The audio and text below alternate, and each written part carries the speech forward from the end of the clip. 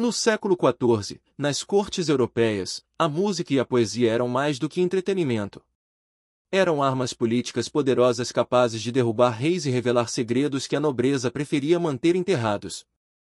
Esta é a história trágica de Guillaume de Machaut, o bardo cujo talento excepcional se tornou sua própria sentença de morte quando ousou expor as verdades sombrias dos poderosos. Prepare-se para descobrir como a arte pode ser tanto uma bênção quanto uma maldição, e como um simples compositor se tornou o homem mais perigoso da Europa medieval. Se você está gostando dessa história fascinante sobre os segredos obscuros da Idade Média, não se esqueça de se inscrever no canal e ativar o sininho para não perder nenhum dos nossos vídeos sobre os mistérios da história medieval. Guillaume de Machaut nasceu por volta de 1300 numa pequena aldeia da região de Champagne, no norte da França. Seu pai era um modesto comerciante de tecidos que negociava com mercadores de toda a Europa, expondo o jovem Guillaume a diferentes línguas e culturas desde tenra idade. Sua mãe, descendente de uma família de músicos ambulantes, reconheceu imediatamente o talento extraordinário do filho para a música e a poesia. Aos 12 anos, Guillaume já conseguia improvisar canções complexas em latim, francês e alemão, memorizando longas baladas épicas após ouvi-las apenas uma vez. Este dom sobrenatural chamou a atenção do pároco local, que o recomendou para servir como corista na prestigiosa Catedral de Reims. Na Catedral de Reims, Guillaume rapidamente se destacou não apenas por sua voz angelical que parecia transportar os ouvintes diretamente ao paraíso, mas por sua capacidade excepcional de compor melodias originais que encantavam tanto o clero mais erudito quanto os nobres mais exigentes que frequentavam as missas dominicais. Aos 18 anos, ele já havia sido promovido a maestro assistente do coro e começara a receber convites exclusivos para apresentar-se em banquetes e celebrações da aristocracia local. Era durante esses eventos íntimos e reservados que Guillaume desenvolveu sua habilidade mais perigosa e fatídica, a capacidade aguçada de observar, interpretar e memorizar cada detalhe das conversas sussurradas, gestos reveladores e comportamentos íntimos dos poderosos quando pensavam que ninguém estava prestando atenção. Sua primeira grande oportunidade surgiu quando foi convidado para servir como secretário pessoal e capelão privado do lendário rei João de Luxemburgo, da Boêmia, conhecido em toda a Europa por suas campanhas militares ousadas e seu gosto refinado pelas artes mais sofisticadas. Este monarca excêntrico era famoso por manter uma corte cosmopolita onde se falavam pelo menos 6 idiomas diferentes e onde artistas de todo o continente competiam por sua atenção e patronato. Guillaume acompanhou o rei em suas viagens épicas por toda a Europa, participando como observador silencioso de negociações diplomáticas secretas, testemunhando alianças matrimoniais cuidadosamente arranjadas por razões puramente políticas e presenciando conspirações palaciais de altíssimo nível que poderiam mudar o destino de nações inteiras. Durante seus primeiros 5 anos na corte boêmia, Guillaume foi extremamente discreto e cauteloso sobre tudo que observava nos corredores do poder. Concentrava-se obsessivamente em aperfeiçoar sua arte musical, estudando as técnicas composicionais mais avançadas e experimentais da época e desenvolvendo gradualmente seu próprio estilo único e inconfundível que combinava melodias matematicamente complexas com letras poeticamente sofisticadas que operavam em múltiplas camadas de significado simultaneamente. Suas composições religiosas eram especialmente admiradas por sua capacidade de evocar estados místicos nos ouvintes, e ele rapidamente ganhou reputação internacional como o compositor mais talentoso e inovador de sua geração. Mas Guillaume possuía 2 dons que se revelariam fatais, uma memória fotograficamente precisa que lhe permitia recordar conversas inteiras palavra por palavra anos depois de tê-las ouvido, e uma curiosidade psicologicamente insaciável sobre os aspectos mais secretos da natureza humana, especialmente quando se tratava dos comportamentos privados daqueles que exerciam poder sobre milhões de vidas. Durante as longas campanhas militares que duravam meses, ele desenvolvia o hábito perigoso de posicionar-se estrategicamente perto de tendas de comando onde podia ouvir discussões entre generais sobre estratégias militares ultrasecretas, testemunhar reuniões clandestinas entre diplomatas inimigos que oficialmente se odiavam, e observar comportamentos íntimos e comprometedores dos nobres durante momentos de vulnerabilidade quando acreditavam estar completamente protegidos de olhares indiscretos. A transformação crucial de Guillaume de observador passivo para ameaça ativa começou quando ele passou a servir simultaneamente várias das cortes europeias mais importantes e influentes.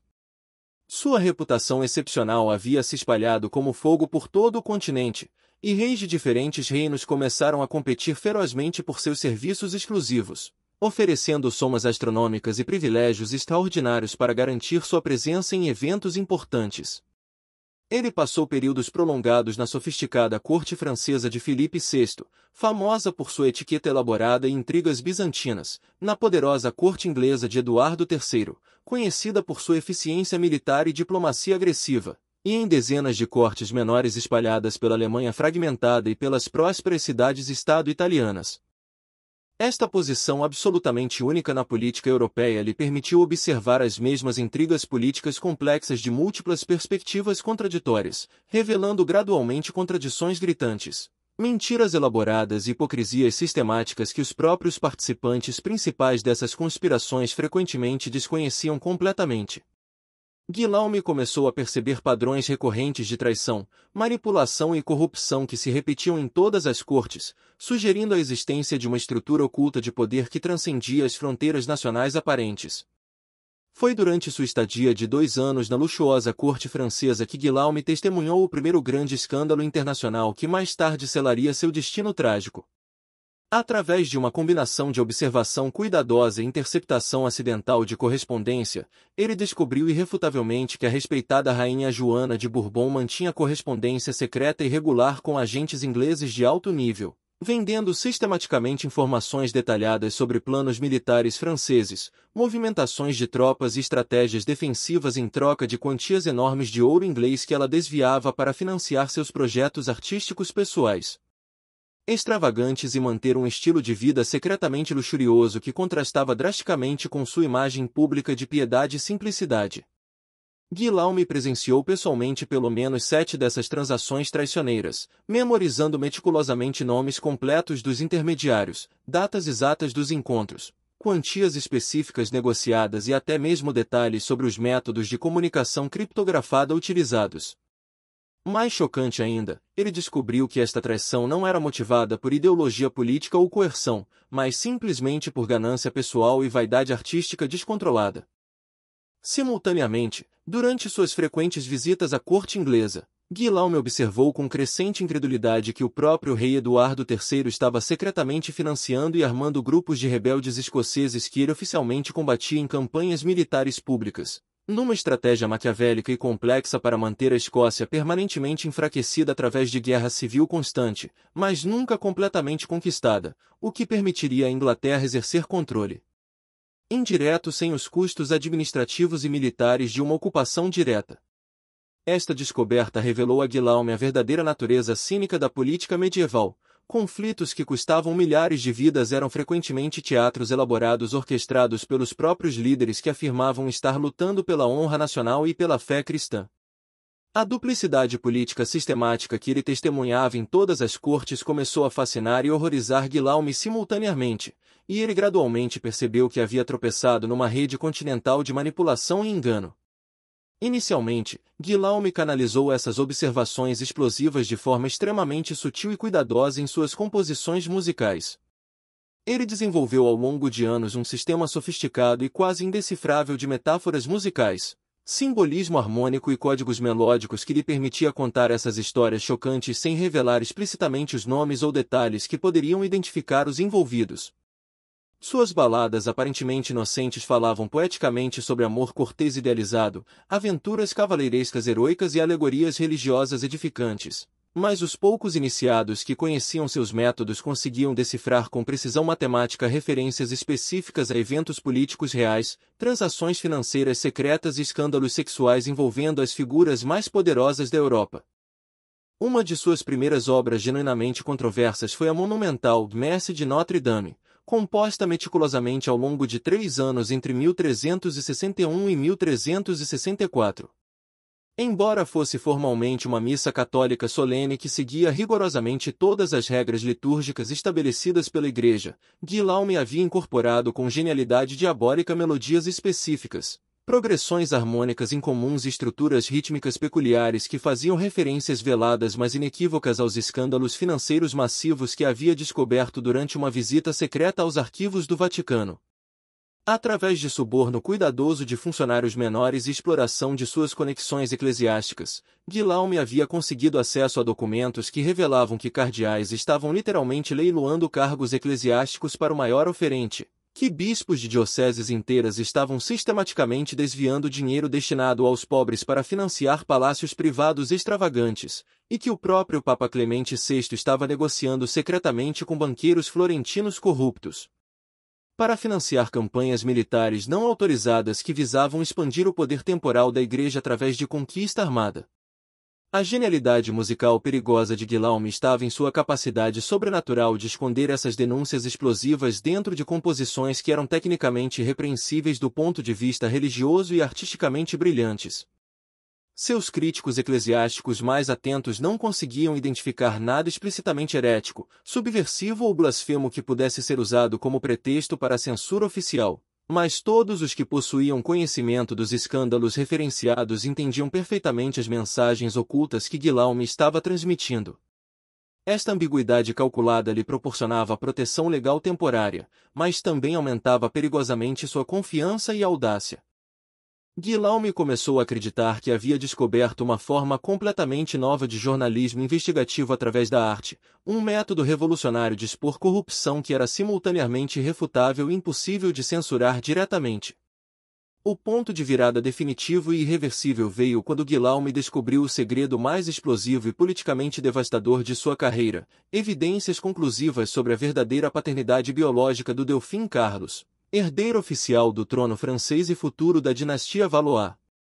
Durante uma estadia prolongada de 6 meses no Palácio Real de Vincennes, onde havia sido convidado para compor música para o casamento de uma princesa menor, Guillaume observou sistematicamente interações íntimas e comprometedoras entre a rainha Joana e seu confessor pessoal, o padre Antônio de Pádua, um homem jovem e notoriamente carismático. Através de uma combinação de observação direta, interpretação de cartas de amor interceptadas que continham referências inequívocas a encontros sexuais, e análise de conversas sussurradas que conseguiu ouvir escondido atrás de tapeçarias, Guillaume reuniu evidências convincentes e documentadas de que o futuro rei da França era na verdade filho ilegítimo desta união adúltera. Mais chocante ainda, ele descobriu que o próprio rei Filipe estava ciente da situação, mas escolhera ignorá-la por razões políticas complexas relacionadas a alianças matrimoniais internacionais que seriam destruídas por um escândalo de sucessão. Esta descoberta colocou Guillaume numa posição extremamente perigosa, mas também incrivelmente poderosa. Se decidisse tornar esta informação pública através de seus métodos musicais habituais, poderia desestabilizar completamente a dinastia Valois, mergulhar a França numa guerra civil devastadora entre facções nobres rivais, e potencialmente alterar o equilíbrio de poder em toda a Europa. Mas o conhecimento também lhe concedia uma alavancagem política sem precedentes sobre a monarquia francesa mais poderosa do continente. Guillaume começou conscientemente a usar esta informação explosiva como ferramenta de chantagem velada, obtendo privilégios especiais extraordinários, pagamentos generosos que excediam em muitos honorários normais de qualquer artista, e acesso a informações ainda mais secretas que normalmente seriam negadas mesmo aos conselheiros mais íntimos do rei. Ele havia se transformado de artista em espião, de observador em participante ativo do jogo político europeu. Paralelamente a estes desenvolvimentos perigosos, Guillaume descobriu que havia inadvertidamente obtido acesso a uma vasta rede informal de informações que se estendia por praticamente toda a Europa cristã. Bardos, músicos, poetas e outros artistas de cortes rivais começaram a procurá-lo ativamente para compartilhar os segredos que descobriam em seus próprios ambientes, reconhecendo seu poder crescente e esperando obter proteção ou benefícios através de associação. Guillaume soube através desta rede sobre casos extraconjugais escandalosos na corte inglesa envolvendo a própria rainha, esquemas de corrupção eclesiástica sistemática na Alemanha que envolviam a venda de relíquias falsas, conspirações comerciais elaboradas nas cidades-estado italianas que manipulavam preços de grãos para causar fomes artificiais, e alianças militares secretas entre reinos que eram oficialmente inimigos mortais. Reconhecendo o valor inestimável desta inteligência, Guillaume começou a documentar sistematicamente todas essas informações, criando um arquivo secreto e meticulosamente organizado de escândalos, crimes e traições que mantinha escondido em seus aposentos privados protegidos por múltiplas camadas de segurança. Ele desenvolveu um código musical extremamente complexo que lhe permitia registrar fatos específicos, nomes, datas e detalhes através de notações musicais aparentemente inocentes que qualquer observador casual interpretaria como experimentos composicionais normais. Suas partituras musicais se tornaram gradualmente registros históricos criptografados dos crimes e traições mais chocantes da nobreza europeia, um arquivo que documentava sistematicamente a corrupção endêmica que minava as fundações morais da cristandade medieval. Guillaume havia se tornado inadvertidamente o historiador secreto da degradação política de sua época. A situação alcançou um ponto crítico irreversível quando Guillaume decidiu compor sua obra mais ambiciosa e perigosa. Uma série interconectada de 12 baladas épicas que contariam de forma velada mas compreensível a história completa da corrupção continental que havia descoberto ao longo de 2 décadas de observação. Ele planejava apresentar este ciclo musical revolucionário durante o Grande Festival Internacional de Paris em 1377, um evento que reuniria simultaneamente representantes da nata da nobreza europeia, altos funcionários eclesiásticos e comerciantes influentes de todo o continente conhecido. Sua intenção declarada era expor simultaneamente os segredos mais comprometedores de múltiplas casas reais, revelando as conexões ocultas entre escândalos aparentemente isolados e demonstrando a existência de padrões sistemáticos de corrupção que transcendiam fronteiras nacionais. Guillaume acreditava que esta revelação massiva forçaria uma reforma geral dos sistemas políticos europeus e estabeleceria um precedente para maior transparência e accountability entre os poderosos. As primeiras informações sobre este projeto apocalíptico chegaram aos ouvidos das autoridades através de uma rede de espias que Guillaume nunca conseguiu identificar completamente. Imediatamente, uma coalizão secreta e sem precedentes foi formada entre representantes das cortes francesa, inglesa, papal e alemã. Pela primeira vez na história medieval, inimigos tradicionais se uniram numa aliança temporária motivada por uma ameaça comum. Eles reconheceram unanimemente que Guillaume representava uma ameaça existencial para a estabilidade política de toda a Europa cristã e decidiram que precisava ser neutralizado permanentemente antes que pudesse executar seus planos. As tentativas iniciais de neutralizar Guillaume foram caracterizadas por subtileza diplomática e ofertas aparentemente generosas.